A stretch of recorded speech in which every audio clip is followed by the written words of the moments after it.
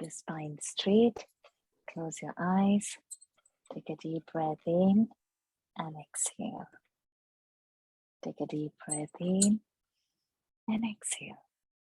Take a deep breath in, hold it there.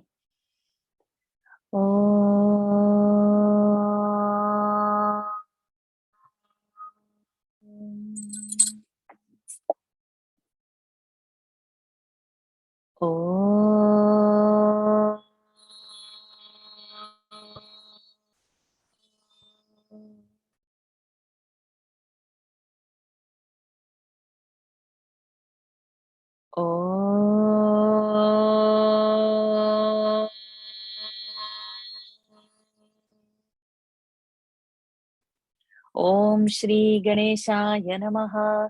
Om Shri Saraswatyai Namaha. Om Shri Gurubhyo Namaha.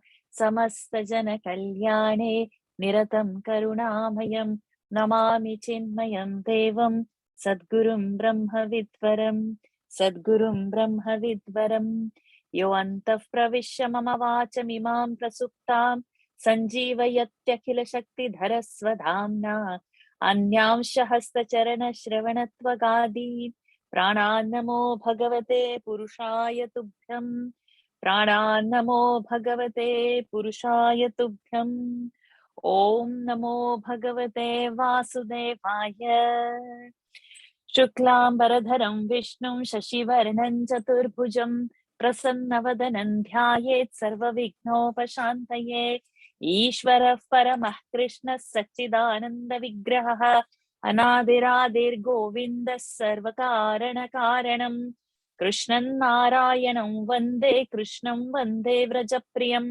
कृष्णं द्वैपायनं वन्दे कृष्णं वन्दे पृथासुतं सच्चिदानन्दरूपाय विश्वोत्पत्त्यादिहेतवे तापत्रय विनाशाय श्रीकृष्णाय वयं नुमः रमापतिपदाम्भोज परिस्फुरति मानसं सेनापतिमहं वन्दे विश्वक्सेनं निरन्तरं प्रह्लाद नारद पराशर पुण्डरीक व्यासम्बरीश शुक शौनक भीष्मदाल्भ्यान् रुक्माङ्गदार्जुन स्वसिष्ठ विभीषणादीन् पुण्यानिमान् परमभागवतान् स्मरामि ॐ नमो भगवते वासुदेवाय जन्माद्यस्य यतोऽन्वयादितरतः चार्थेष्वभिज्ञस्वराट् तेने ब्रह्महृदाय आदिकवये मुह्यन्ति यत्सूरयः तेजोवारिमृदा यथा विनिमयः यत्र त्रिसर्गो मृषा धाम्ना स्वेन सदा निरस्तकुहकं सत्यं परं धीमहि धर्मः प्रोज्झितकैतवोऽत्र परमः निर्मत्सराणां सतां वेद्यं वास्तवमत्र वस्तु शिवदं तापत्रयोन्मूलनम् श्रीमद्भागवते महामुनिकृते किं वा परैरीश्वरः सद्यो हृद्यवरुध्यतेऽत्र कृतिभिः शुश्रूषुभिस्तत्क्षणात् निगमकल्पतरोर्गलितं फलं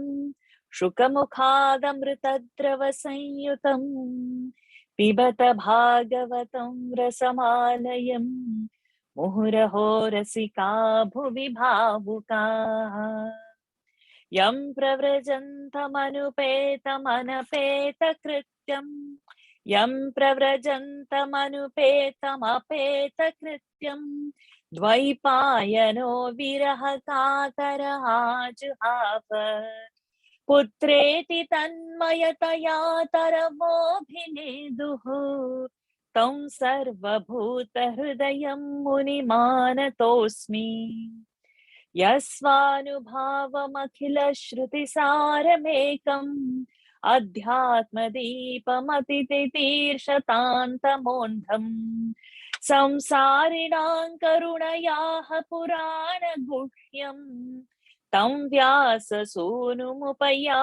गुरुं मुनीनाम् नारायणं नमस्कृत्य नरं चैव नरोत्तमं देवीं सरस्वतीं व्यासं ततो जयमुदीरये। कृष्णाय वासुदेवाय देवकी नन्दनाय च नन्दगोपकुमाराय गोविन्दाय नमो नमः। नमः पङ्कजनाभाय नमः पङ्कजमालिने नमः पङ्कजनेत्राय नमस्ते पङ्कजाङ्घ्रये। यस्य भागवताख्या सर्वेषां एव करुणा सिन्धुः बोधितात्मा गुरुर्मम। तस्मै श्री वासुदेवाय धरणीसुररूपिणे गुरुवायुपुरेशाय तुभ्यं श्री गुरवे नमः। शङ्खचक्रगदा पद्मधारिणे गुरुरूपिणे गुरुवायुपुरेशाय वासुदेवाय ते नमः। संसारसागरे मग्नं दीनं मां करुणानिधे कर्मग्राहगृहीताङ्गं मामुद्धर भवार्णवात्। श्रीमद्भागवताख्योऽयं प्रत्यक्षः कृष्ण एव हि स्वीकृतोऽसि मया नाथ मुक्त्यर्थं भवसागरे। मनोरथो मदीयोऽयं सफलः सर्वथा त्वया निर्विघ्नेनैव कर्तव्यः दासोऽहं तव केशव। शुकरूप प्रबोधज्ञ सर्वशास्त्रविशारद एतत् कथा प्राकाशेन मदज्ञानं विनाशय। पीताम्बरं करविराजितचक्रशङ्खं कौमोदकी सरसिजं करुणासमुद्रम् राधासहायमतिसुन्दरमन्दहासं वातालयेशमनिशं हृदि भावयामि। वातालयेशमनिशं हृदि भावयामि। ॐ नमो भगवते वासुदेवाय। अथ श्रीमद्भागवत महात्म्यम् अथ प्रथमोऽध्यायः। सच्चिदानन्दरूपाय विश्वोत्पत्त्यादिहेतवे तापत्रय विनाशाय श्रीकृष्णाय वयं नुमः। 41st verse.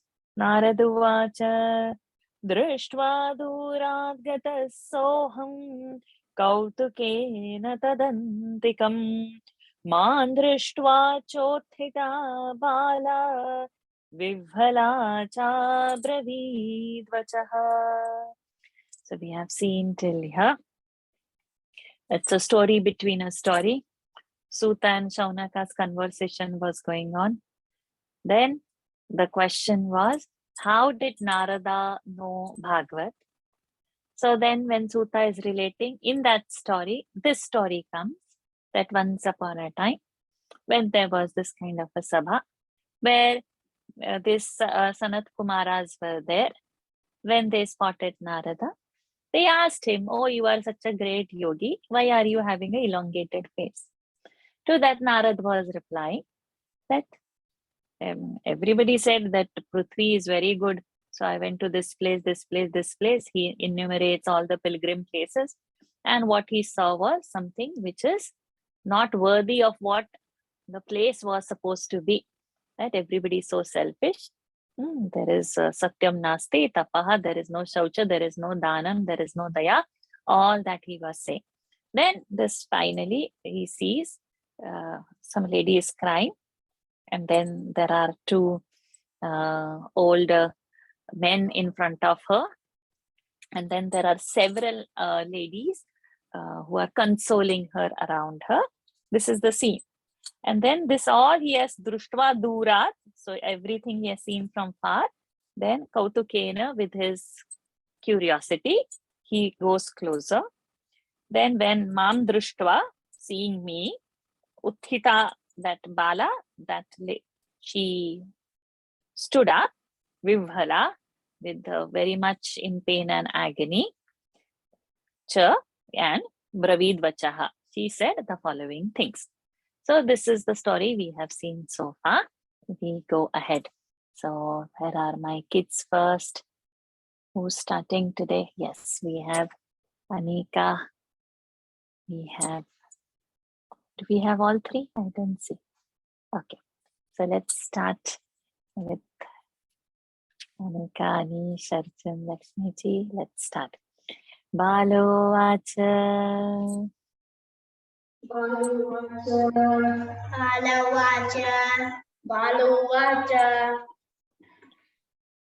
भो भो साधो क्षणं तिष्ठ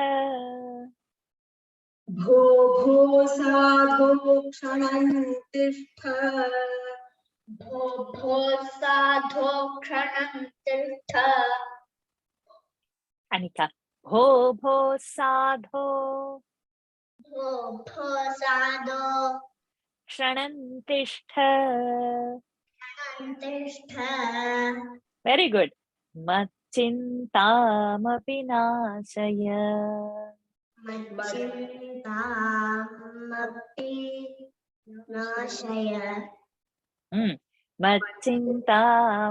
नाशय.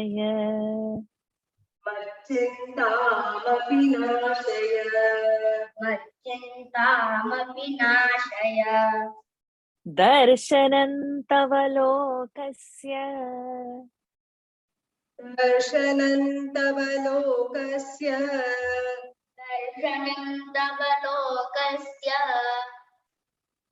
Anika, दर्शनं तव लोकस्य.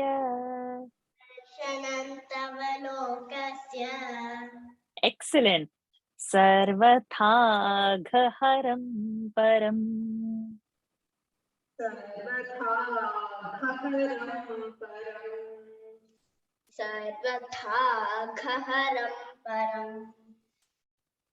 सर्वथा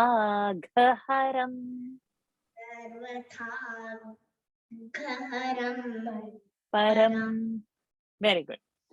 बालो वाच भो भो साधो क्षणं तिष्ठ मच्चिन्तामपि नाशय.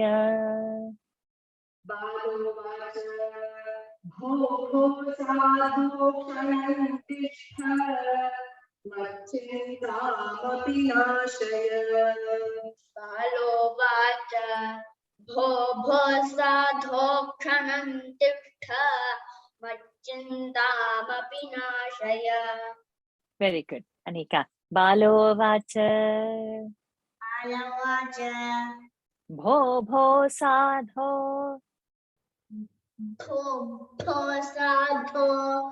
क्षणं तिष्ठ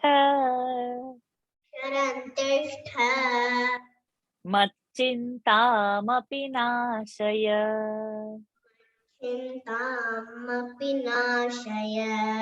Very good. दर्शनं तव लोकस्य सर्वथा घहरं परम्. दर्शनं तव लोकस्य सर्वथा घहरं परम्. दर्शनं तव लोकस्य सर्वथा घहरं परम्. Very good. Anika, दर्शनं तव लोकस्य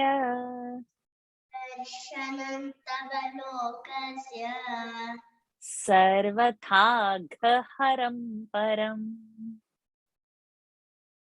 सर्वथा घहरं परम्. Very good. Go for the बालोवाच भो भो साधो क्षणं तिष्ठ मच्चिन्तामपि नाशय दर्शनं तव लोकस्य सर्वथा गहनं परम् बालोवाच भो भो साधो क्षणं तिष्ठ मच्चिन्तामपि नाशय दर्शनं तव लोकस्य सर्वथा गहनं परम्. Very good. Anika. Bho bho sadho. भो भो साधो Kshanan tishtha. क्षणं तिष्ठ Macchintamapi nashaya. चिन्तामपि नाशय Darshanam tava lokasya. दर्शनं तव लोकस्य Sarvatha ghaharam. सर्वथा गहनं परम्. Param. Very good. So now what happens? Balovacha, Bala uvacha. That one young girl, she says now, Bho bho sadho, O sadho, O great person. Kranam tishtha, wait for a minute. Tishtha, wait. Kranam, wait for a minute. Mat chintam api nashaya. My sorrow, mat chintam, my sorrow, api also nashaya. You eradicate. Means she has got that intuition that he is the one who eradicates all the sorrows. So she says, oh sadhu, please wait. My sorrow also you please take away. Darshanam tava, your darshana, your sight. What happens? Agha means sins. We have this name, Krishna calls Arjuna so many times Anagha. Or we have so many girls with names Anagha. So Agha is sins. Anagha, without sins. So Sarvatha Ghaharam. All the sins hara. And what is that? Lokasya means all the sins of the world to take away. Tava darshanam param. Your sight is the greatest solution to take away the sorrows of the worlds or the papas of the whole world. So she says, oh sadhu, please wait. Balo vacha bho bho sadho kshanam tishtha macchintamapi nashaya darshanam tava lokasya sarvatha ghaharam param. We have Rohini and Shrikar. Yes. Bahudha tava vakyena. बहुधा तव वाक्येन Dukkha shantir bhavishyati. दुःखशान्तिर्भविष्यति Yada bhagyam bhaved bhuri. यदा भाग्यं भवेत् भूरि Very good. यदा भाग्यं भवेत् भूरि Bhavato darshanam tada. भवतो दर्शनं तदा Very good. दर्शनं तदा Bahudha tava vakyena dukkha shantir bhavishyati. बहुधा तव वाक्येन दुःखशान्तिर्भविष्यति बहुधा तव वाक्येन दुःखशान्तिर्भविष्यति. So not to say dhu, say du. Dukkha shantir. दुःखशान्तिर्भविष्यति. Very good. Yada bhagyam bhaved bhuri bhavato darshanam tada.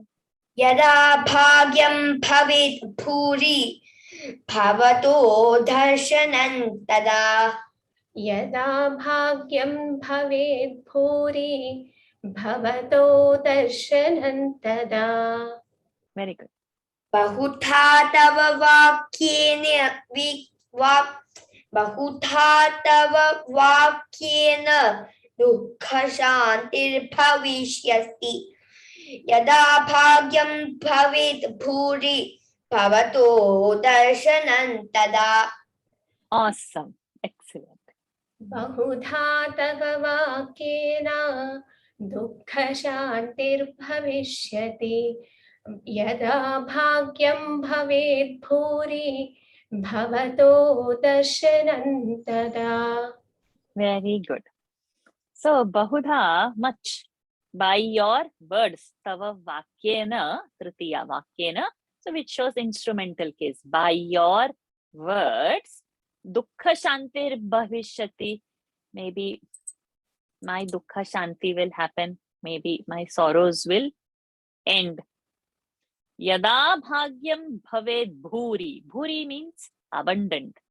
So if the bhagyam is too much, if my luck, bhavato darshanam tada, your darshana is possible for the ones who are abundant of luck.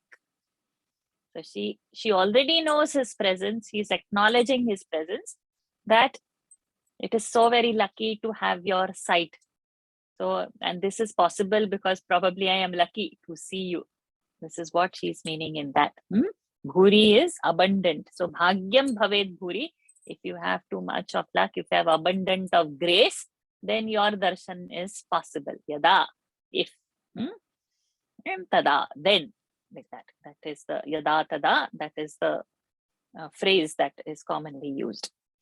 Bahudha tava vakyena dukkha shantir bhavishyati yada bhagyam bhaved bhuri bhavato darshanam tada. Shreyas and the whole group. Okay, your friend is going to chant. You want to chant Swastik? Yes. Swastik.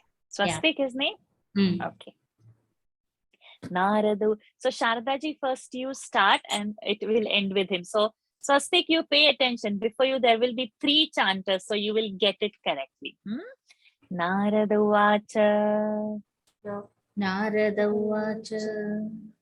Shrivas.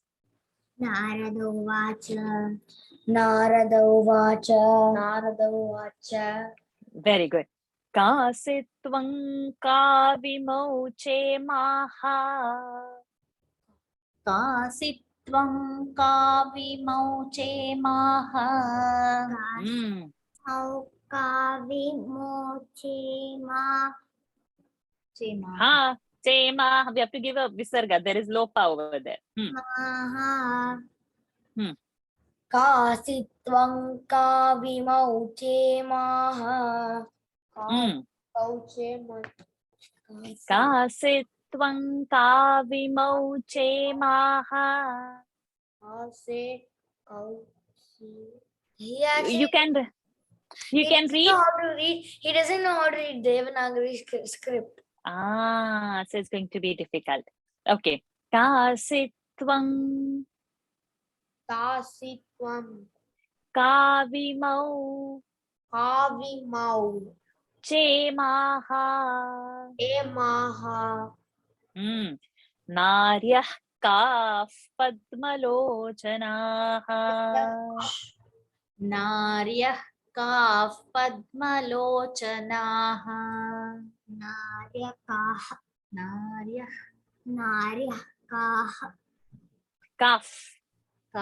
Naryah kaf Padmalochana. Ha. Lochanaha. Naryah kaf Padmalochana. Padmalochanaha. Padmalochanaha. Naryah kaf padmalochanaha. Naryah kaf Padmalochanaha. No, swastik you don't see anywhere else. You just follow me. Naryah ka. Naryaka. Padmalochanah. Padma. Lochana. Padmalochanah. Padmalochana. Naha. Vadadevi savistaram. Vadadevi savistaram. Vadadevistaram. Vadadevi savistaram. Vadadevisavistaram. Vadadevi savistaram. Okay, so Savistaram. Wow. very good. Swasya dukkhasya karanam. Swasya dukkhasya karanam. Swasya dukkasya karanam. Do not to say, do you say. Dukkhasya. Swasya dukkasya Khasya. swasya durkasya swasya dukkasya karanam. Swasya dukkhasya karanam. Swasya dukkasya kavanam. Karanam. Naraduvacha kasitvam kavimau chemaha naryah kaf padmalochanah. Narada uvacha kasitvam kavimauche maha naryah kaf padmalochanaha. Narada uvacha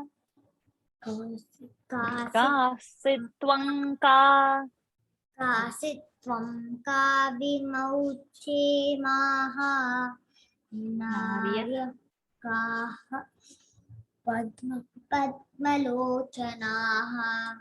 say the anuswara. Both of you have not said. Shreyas, you say kasitvam ka.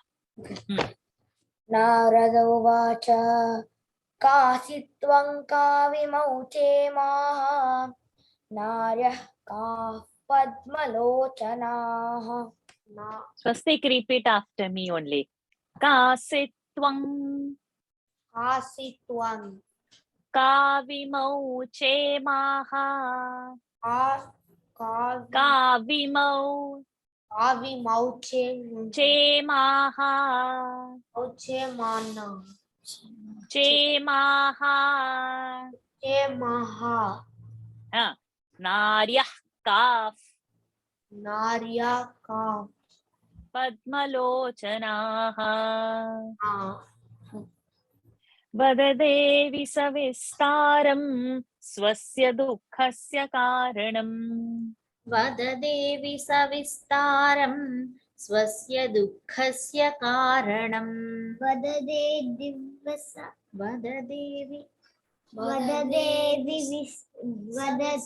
Vadadevistaram swasya dukkasya karanam. Vadadevi savistaram swasya dukkhasya karanam. Swastik, repeat after me only. Vadadevi savistaram swasya dukkhasya karanam. Narada uvacha kasitvam kavimauche maha naryah kaf padmalochanaha. Vadadevi savistaram swasya dukkhasya karanam. Narada uvacha kasitvam kavimauche maha naryah kaf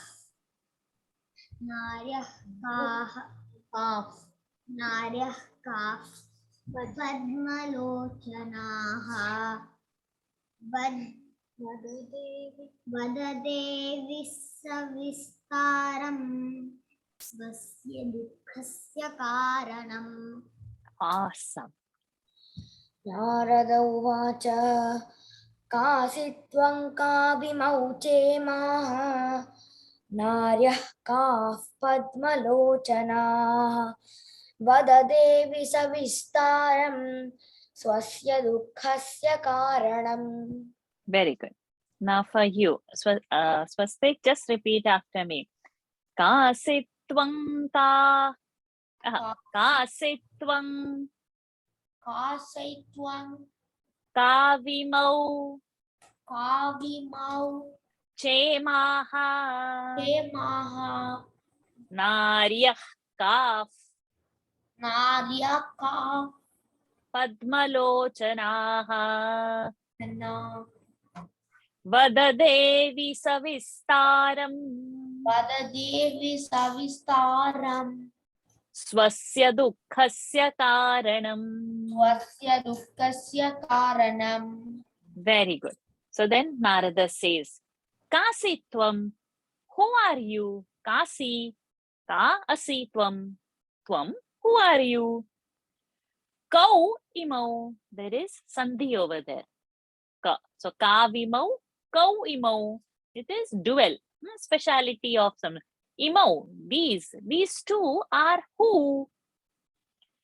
Cha imaha naryaha kaha padmalochanaha. So imaha naryaha kaha padmalochanaha. Padmalochanaha, lotus side. So all are having same endings, plural. So these ladies, imaha naryaha. One nari, it will be iyam. Iyam nari. Many nari. Imaha naryaha. So it comes from the word idam. So if it was a pullinga word, we get that, we see that imau is there, right? So ayam, imau, ime. It comes from the word, if it is a idam, so it is ayam. Ayam means this man. But if it is this lady, same idam word, in this lady, it will become iyam. Ayam for a man, iyam for a lady, singular. Imau for two men, ime for two ladies. Then ime for many men. So ime for two ladies and ime for a men plural is same. And imaha for many ladies. So we'll have to just remember that how the words would change. Then accordingly we would be able to identify the meaning. So imaha, naryaha, padmalochanaha, kaha. So who are these lotus-eyed ladies? Then Vada Devi. So normally Devi will have a dirgha ikara. It's a dirgha e ending. But this Devi is short. Means how we say, oh Lord. So when our Sambodhan Vibhakti comes, where we say, oh lady, Vada, you tell. So that time, that Devi's ikara will become Hasva. So this we'll have to note and learn. That normally Devi is Dirgha, why it is? So that is a Sambodhan. So that will not have any other Visarga or Anuswara or anything. Devi is that short word. Savistaram. Vada Devi Savistaram. In details, please tell me. Swasya dukkhasya karanam. Your personal loss, whatever is your dukkha, what is the reason of that? Please tell me. Kasitvam, Koau imau, Kaha imaha. So these three things he has asked. Who are you? Who are these two? And who are these ladies? So this is Narada's question to her. Kasitvam kavimau chemaha naryah ka padmalochanaha vadadevi savistaram swasya dukkhasya karanam. Uma, Sahana. Balovacha. बालोवाच Aham bhaktiriti khyata अहं भक्तिरिति ख्याता अहं भक्तिरिति ख्याता इमौ मे तनयौ मतौ इमौ मे तनयौ मतौ इमौ मे तनयौ मतौ ज्ञानवैराग्यनामानौ ज्ञानवैराग्यनामानौ ज्ञान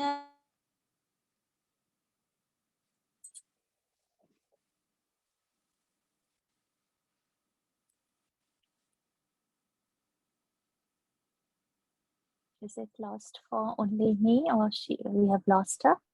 Lost for everyone, Ji. Yeah. Okay. Can you chant again, Umaji? Sure. ज्ञानवैराग्यनामानौ कालयोगेन जर्जरौ कालयोगेन जर्जरौ कालयोगेन जर्जरौ बालोवाच अहं भक्तिरिति ख्याता इमौ मे तनयौ मतौ बालोवाच अहं भक्तिरिति ख्याता इमौ मे तनयौ मतौ बालोवाच अहं भक्तिरिति ख्याता इमौ मे तनयौ मतौ ज्ञानवैराग्यनामानौ कालयोगेन जर्जरौ ज्ञानवैराग्यनामानौ कालयोगेन जर्जरौ ज्ञानवैराग्यनामानौ कालयोगेन जर्जरौ बालोवाच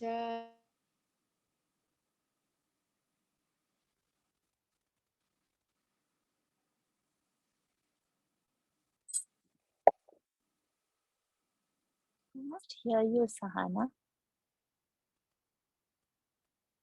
इति ख्याता इमौ मे तनयौ मतौ ज्ञानवैराग्यनामानौ कालयोगेन जर्जरौ. We had lost you when Sahana was chanting. Can you chant, Sahana? Okay. बालोवाच अहं भक्तिरिति ख्याता इमौ मे तनयौ मतौ ज्ञानवैराग्यनामानौ कालयोगेन जर्जरौ So, very good. Now what happens? She is telling, Aham Bhaktihi. I am Bhakti iti khyata. So, I am known by Bhakti. Imau me tanayau matau. These two, Imau, these two are known as my sons. Me tanayau. Me, my tanayau. So, two dual cases used. My sons. Jnana Vairagya Namano. Their names are Jnana and Vairagya. Kala Yogena Jarjaro. With the time, they have become old. Jarjaro, old. By time, as the time passed, they have become old. Aham Bhakti Balo Vacha Aham Bhaktiriti Khyata Imau me tanayau matau Jnana Vairagya Namanau Kala Yogena Jarjarau. Any kids are there? Have I missed any kids? Okay, so now adults can raise hands. Vidya and Leela Kutti. Gangadhya Saritashchemaha Gangadhya Saritashchemaha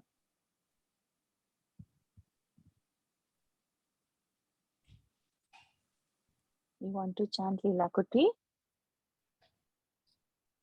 Gangadhya Saritashchemaha Matsevartham samagataha Matsevartham samagataha Malsevartham samagataha Mal you should not say. Mat. Mat. And Matseva. anuswaras you should do. Mat sevartham samagataha. Okay. Matsevartham samagataha. Tathapi na cha me shreyaha.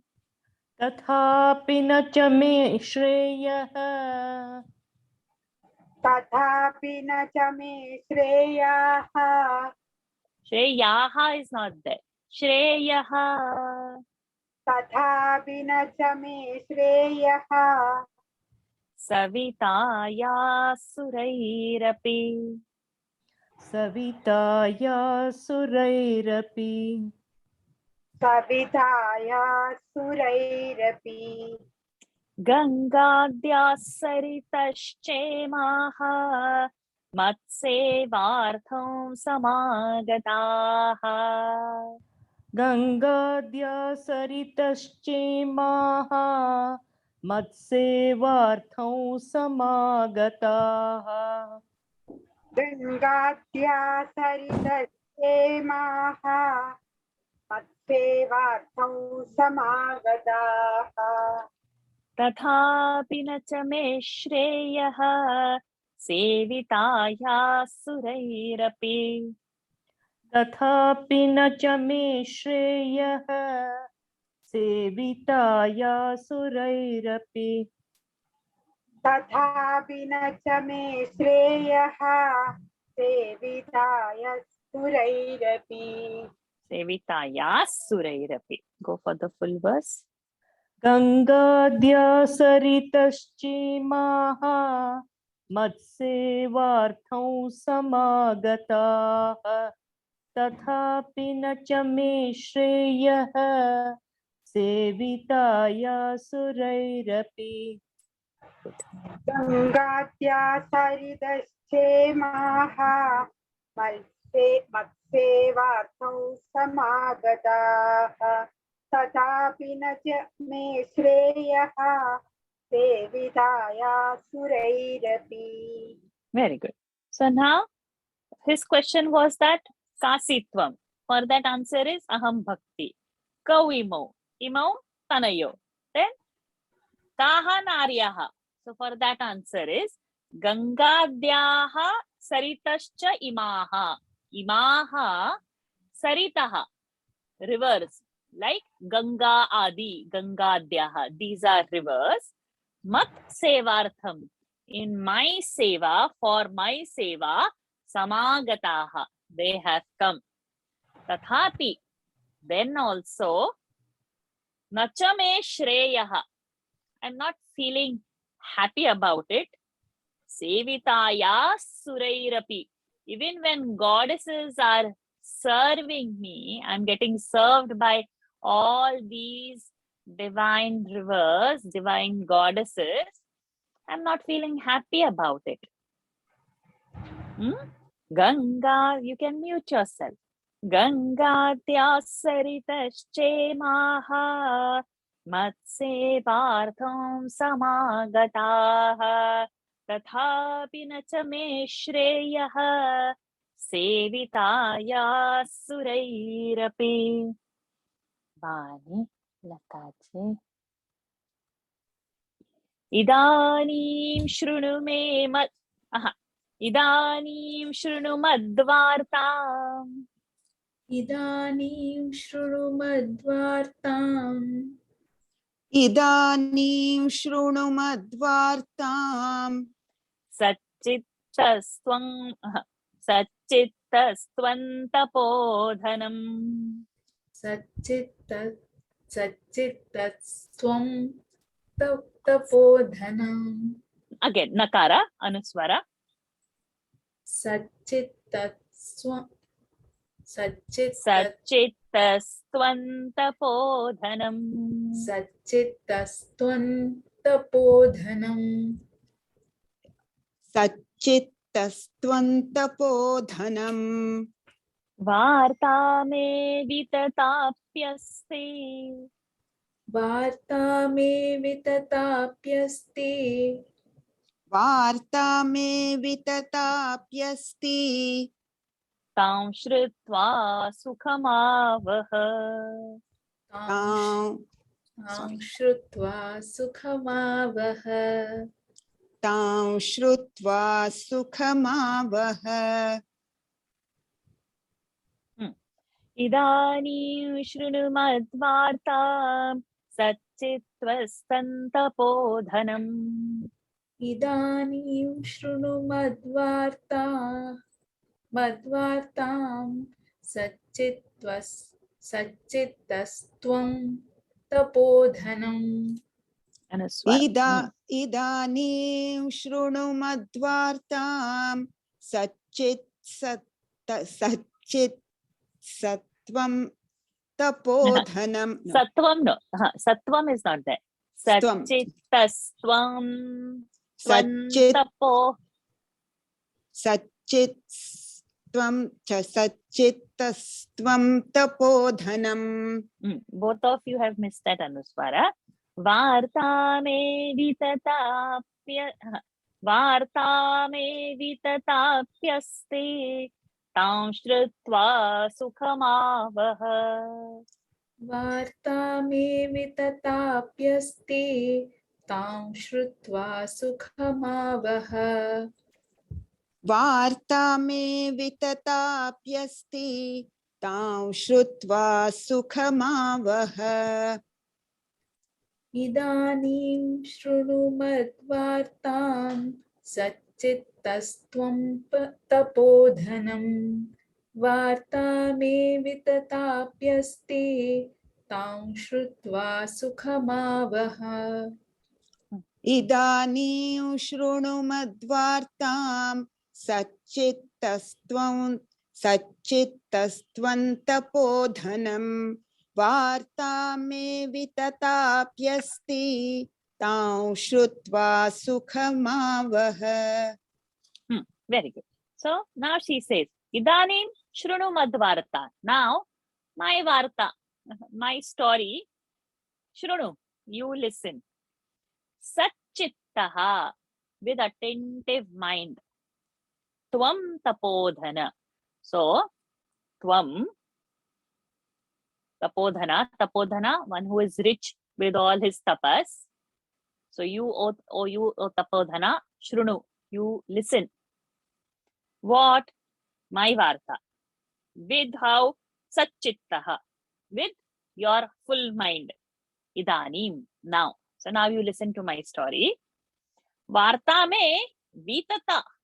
Vitata is very long, very big, extensive. I have a very extensive story.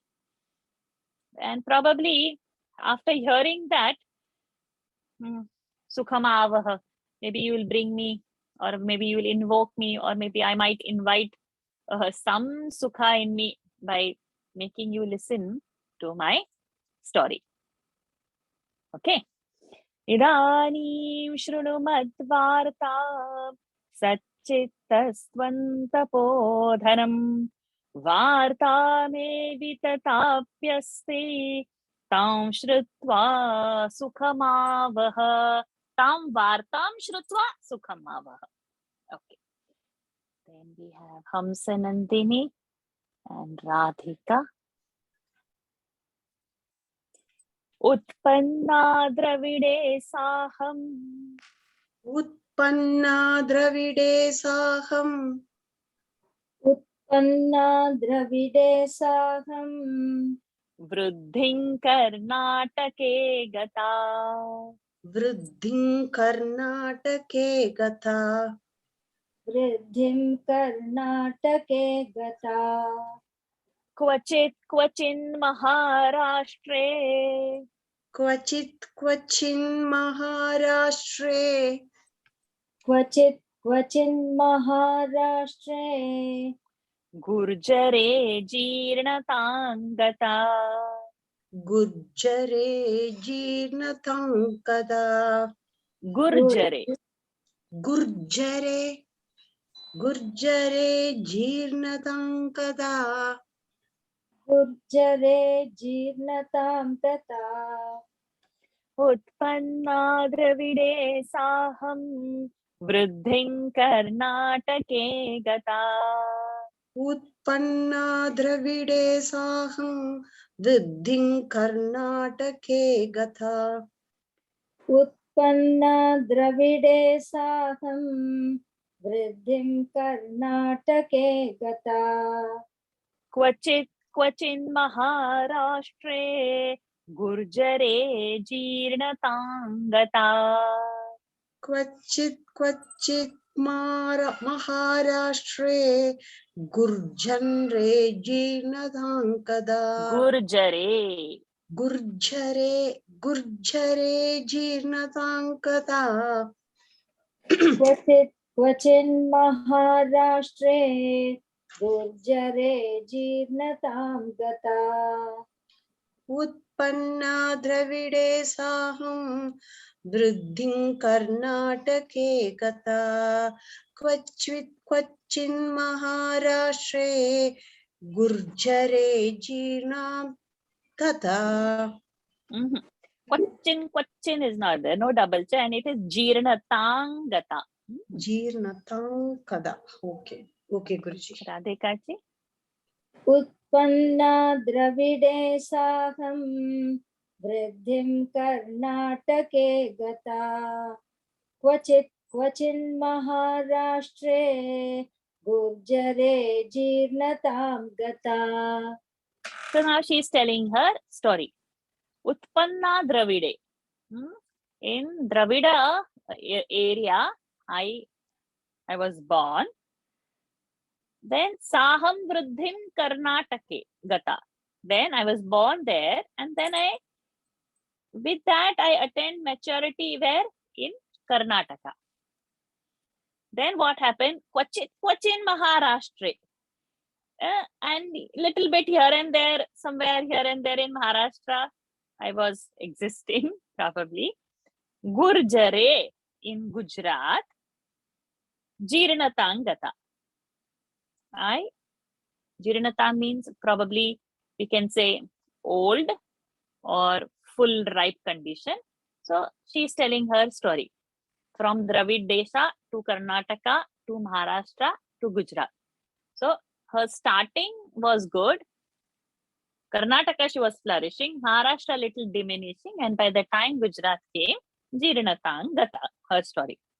Utpanna Dravide Saham Vruddhim Karnatake Gata. Kwachin Maharashtre Gurjare Jirnatang Gata. Naga and Shravanti. Yes, Tatra ghora kaleryogat. Ghola kaleya. Tatra ghora kaleryogat. Tatra ghola kaleya. Ghora. Ghora Kaleryogat. Kaleryogat. Pakhandai Khanditangaka. Pakhandai Kanditangaha. Khanditangaka. Okay. Pakhandai Khanditangaka. Pakhandai Kanditangada. Pakhandai Khanditangaka. Naga. Gaka.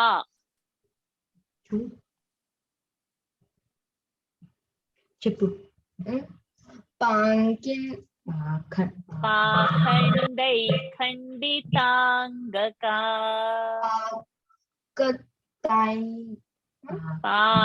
You can look at me, Anaga. Pakhandai Khanditangaka. Durbalahan chiranyata. Durbalaham chiram yata. No, you have to listen to the Anuswara very clearly. Huh? Okay. Durbalahan chiranyata. Durbalahan chiranyaha nyata. Durbalam Hanchiyartayata. Naga, you are not paying attention at all today. Somewhere your mind is. Durbalahan Durbalahan Chiranyata Chiyanyata. Putrabhyam Sahamandata. Putrabhyam Putrabhyam Putrabhyam Sahamandatam. Putrabhyam sahamandatam. You have to pay Anuswara, my dear Shravanti. Putrabhyam Sahamandatam. Putrabhyam sahamandatam. Tatra ghora kaler yogat pakhandai khanditangaka. Tatra ghora kaleryogat pakhandai khanditangaka. Tatra Kaleyagat Pankan Ghai Kandita Galka. Durbalahan chiranyata putrabhyam sahamandata. Durbalahan chiranyata putrabhyam sahamandatam. Durbalaha Chirayata Pur Durbalahan chiranyata.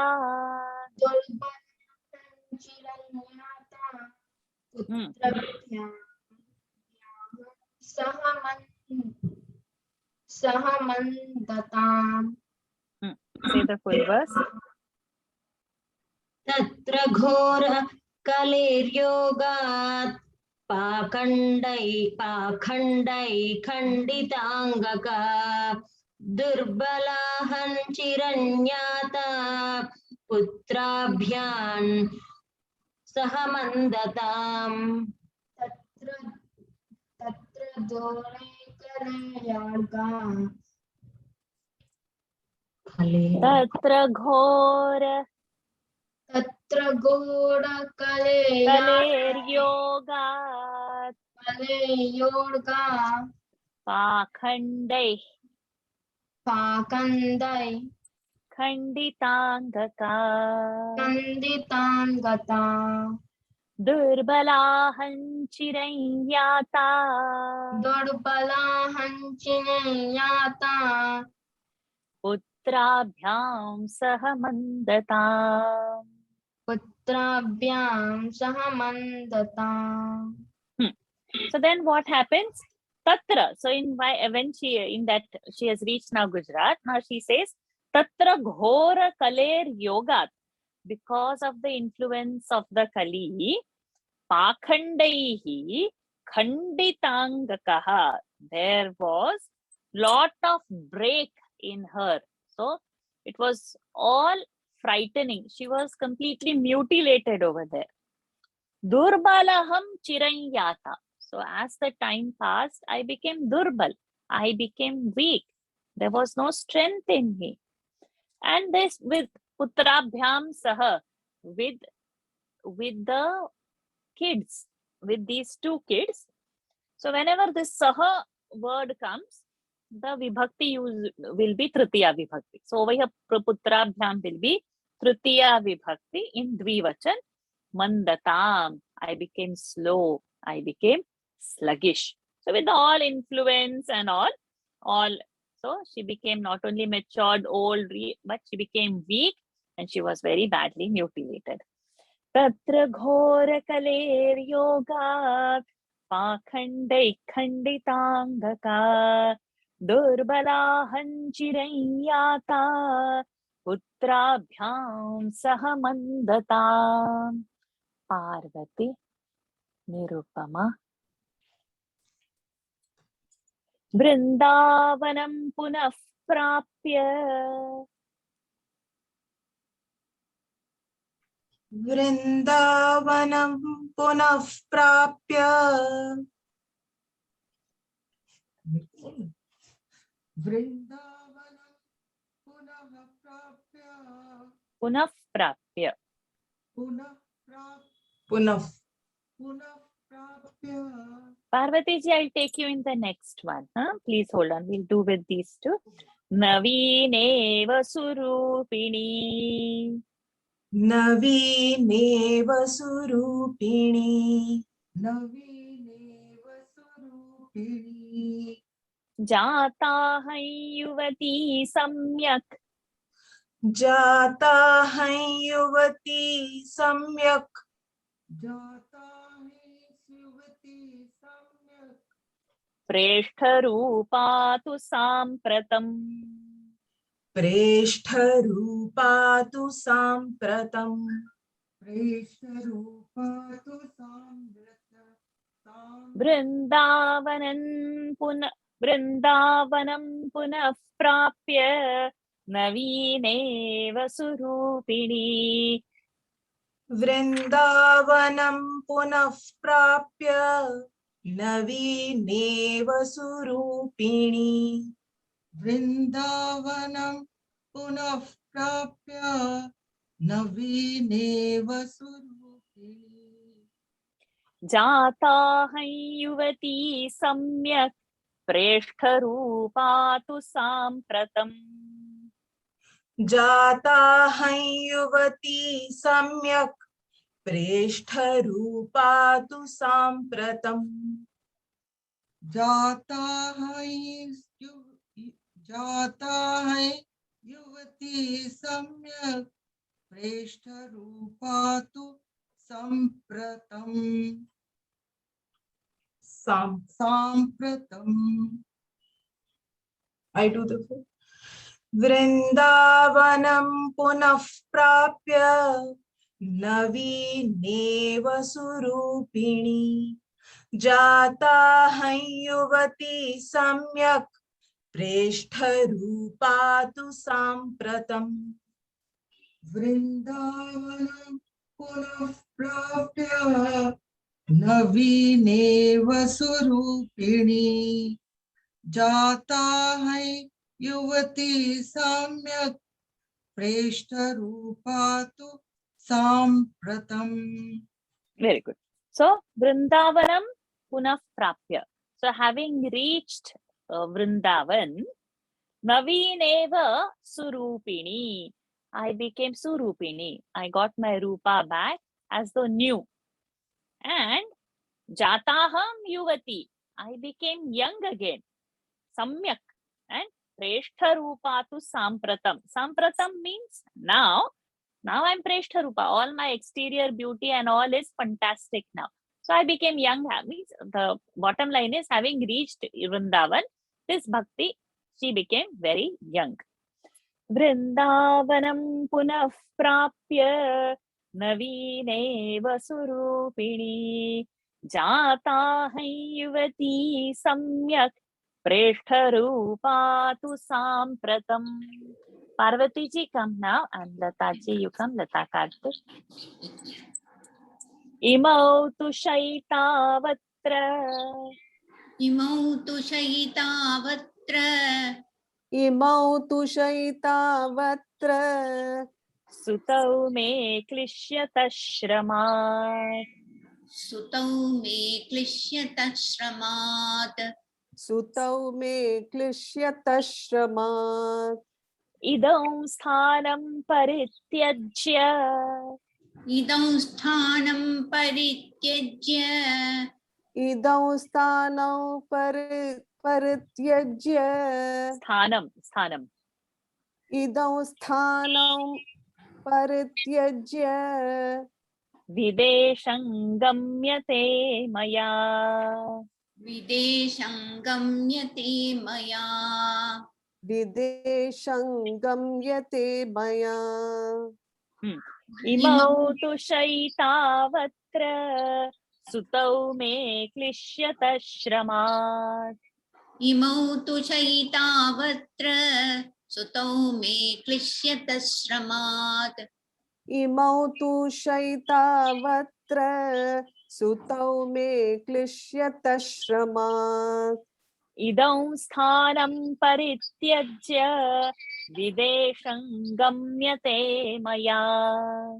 idam sthanam parityajya videsham gamyate maya. Sorry, videsham gamyate maya. idau sthanam parityajya videsham gamyate maya.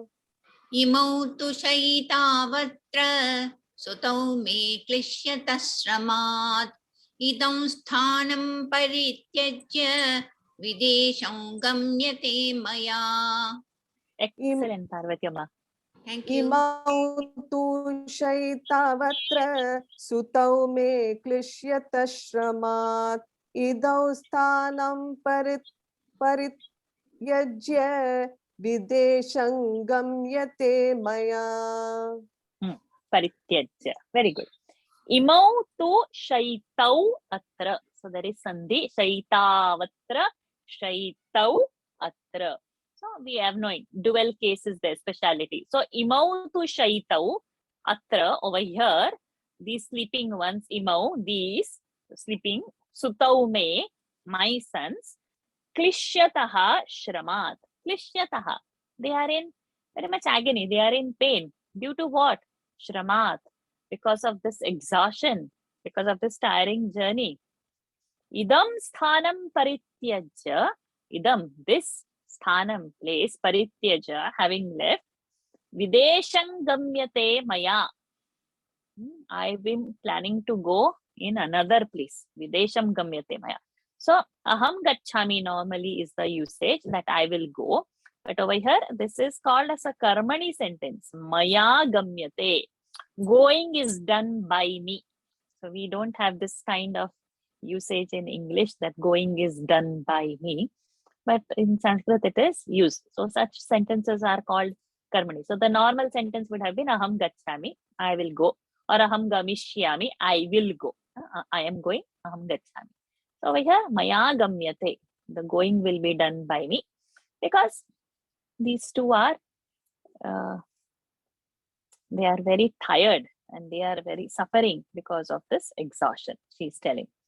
Imau tu shaitavatra sutau me klishyata shramat idam sthanam parityajya videsham gamyate maya. Sajeev ji, Dharani ji.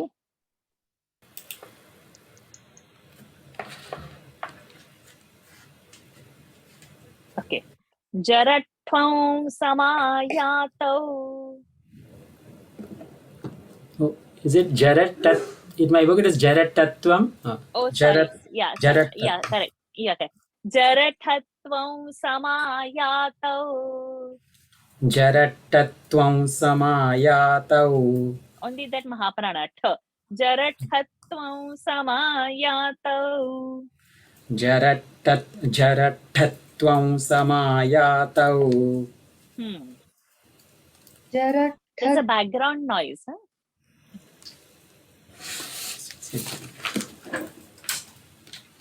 Now also. It is there. Anyways, doesn't matter. Okay. Jarathatvam samayatau. Tena dukkhena dukkhita. Tena dukkhena dukkhita. Tena dukkhena dukkhita. Sahantu taruni kasmat. Sahantu taruni tasmasmat.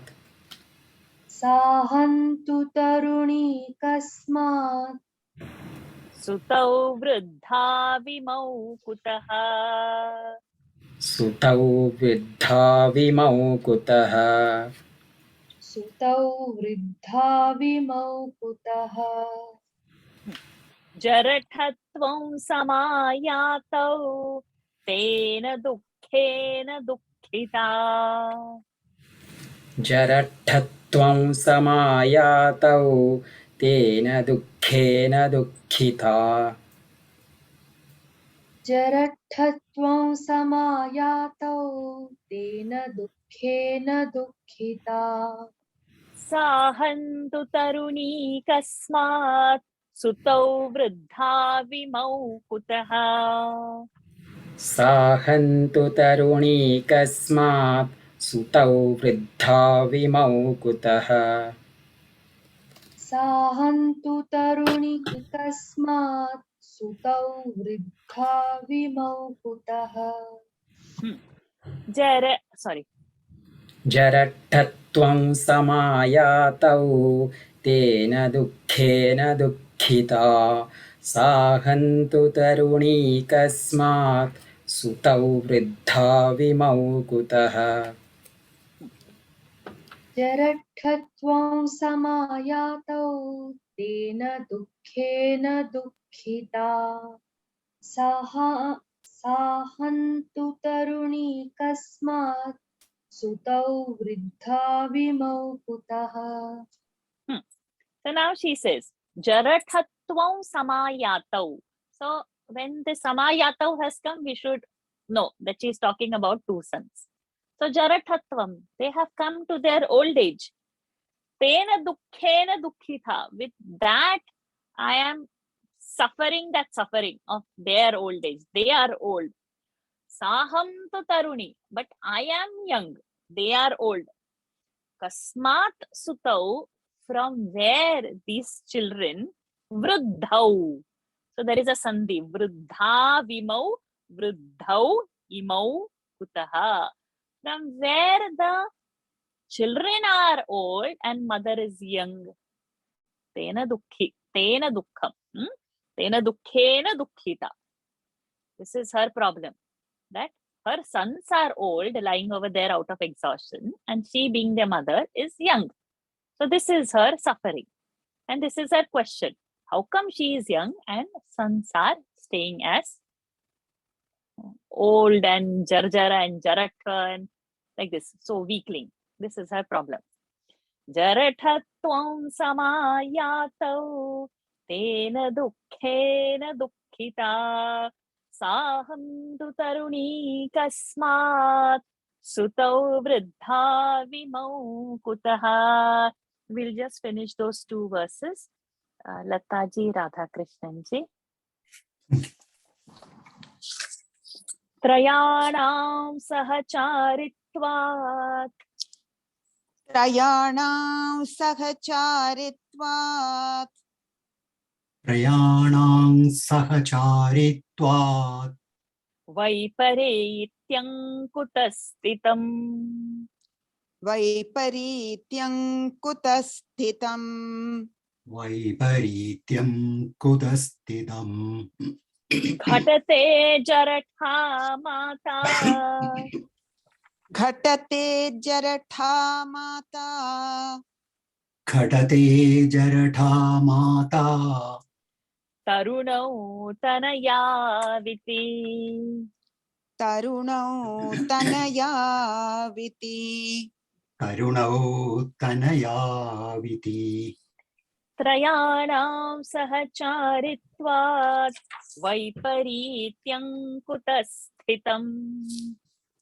Trayanam sahacharitvat vaiparityam kutastitham. Trayanam sahacharitvat vaiparityam kutastitam. Sahachari's re is rasva, vaipari is re is dirgha. Trayanam sahacharitvat and not charitvat. And not vaiparityam, but vaiparityam kutas. Vaiparityam kutas. Okay, fine. Ghatate jaratha mata tarunau tanayaviti. Ghatate jaratha mata tarunau tanayaviti. Ghatate jaratha mata tarunau tanayaviti.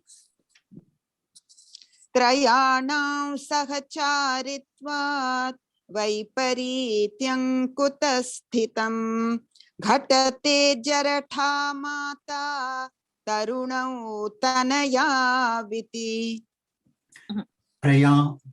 त्रयाणां सहचारित्वात् वैपरीत्यं कुतस्थितं घटते जरठा माता तरुणौ तनयाविति Jaratha, tha can be Mahaprana. जरठा Ah. घटते जरठा माता तरुणौ तनयाविति. Very good. So, Trayanam Sahacharitvat. Sahachari being together. Trayanam, we three being together. This Vaiparitya, this opposite, this mismatch. Kutastitam, where it will be like this kind of a mismatch. This, when three are living together, this kind of opposite things, there it will be ghatate. Isn't it true? Actually, it should happen. Jaratha mata. Mother should be old.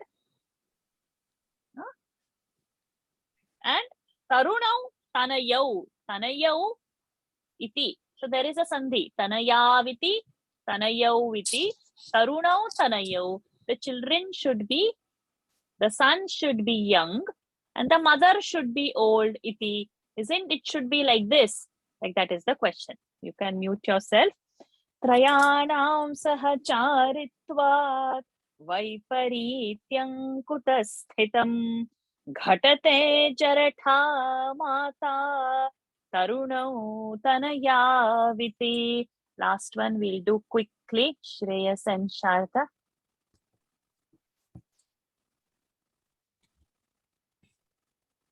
Atah shochami chatmanam.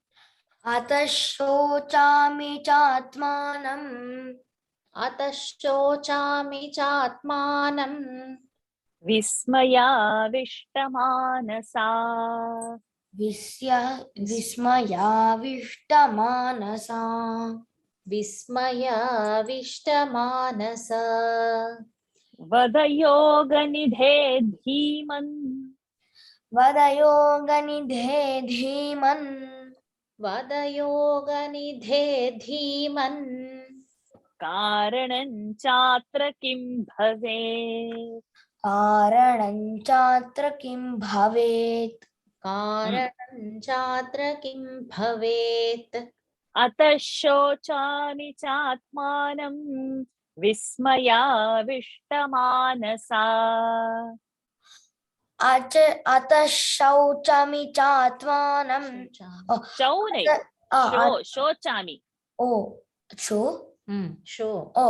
अतः शोचामि चात्मानं विस्मयाविष्टमानसा अतः शोचामि चात्मानं विस्मयाविष्टमानसा वदयोगनिधे धीमन् कारणं चात्र किं भवेत् वदयोगनिधे धीमन् कारणं चात्र किं भवेत् वदयोगनिधे धीमन् कारणं चात्र किं भवेत् अतः शोचामि चात्मानं विस्मयाविष्टमानसा वदयोगनिधये धीमन् कारणं चात्र किं भवेत् Awesome.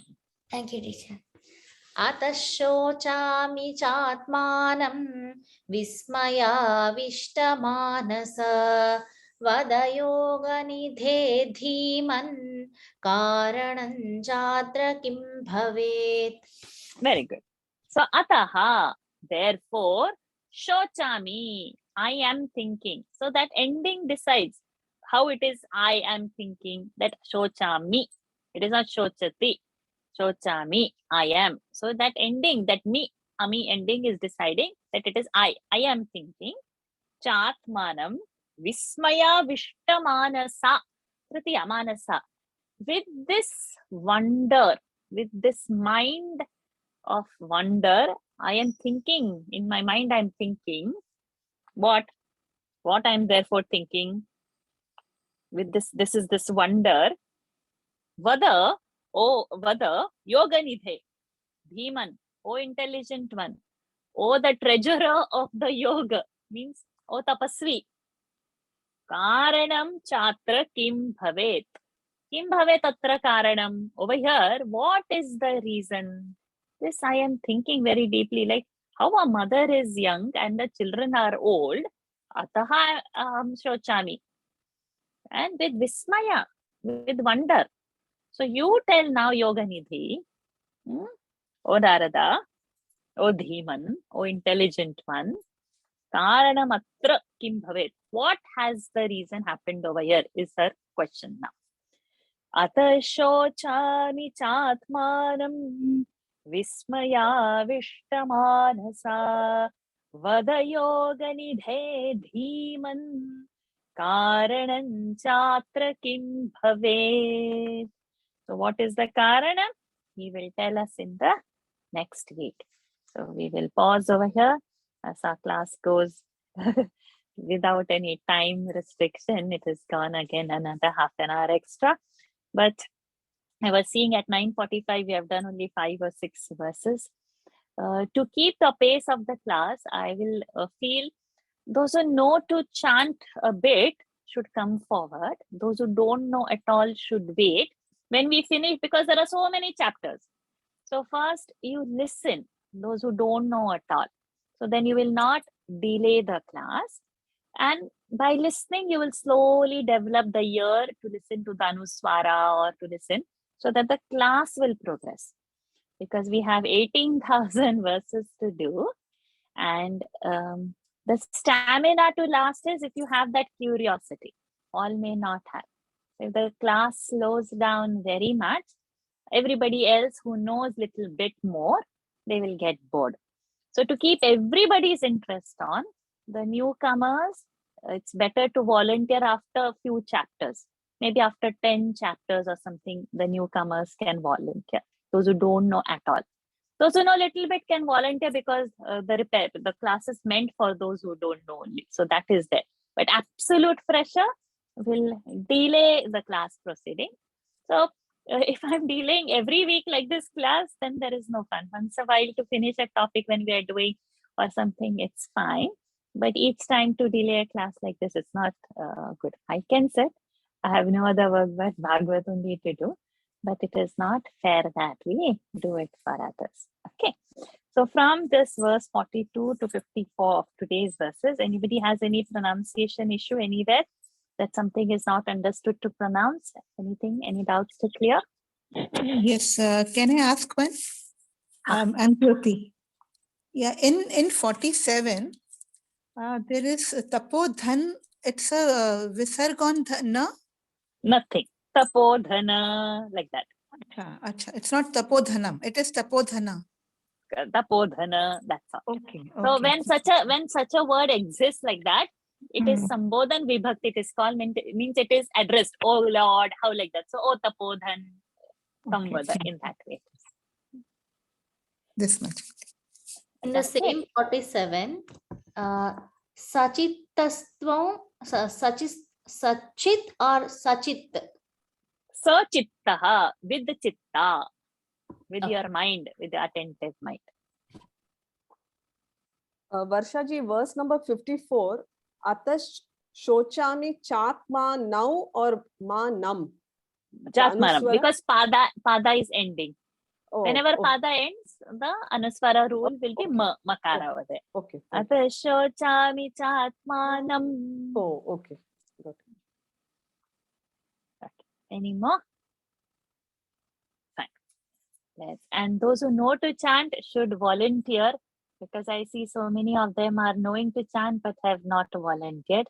So that should also not happen. Other side also should not happen. And Anika, you have to always be there. So you are exception in the class. Okay, it's not applying for you. This I am saying for adults also. Those are taking. So Anika can be. Otherwise, she will disappear. Should not disappear. Okay. So now let's end today's session. Keep your spine straight. Close your eyes. Take a deep breath in and exhale. Take a deep breath in and exhale. Take a deep breath in. Hold it there.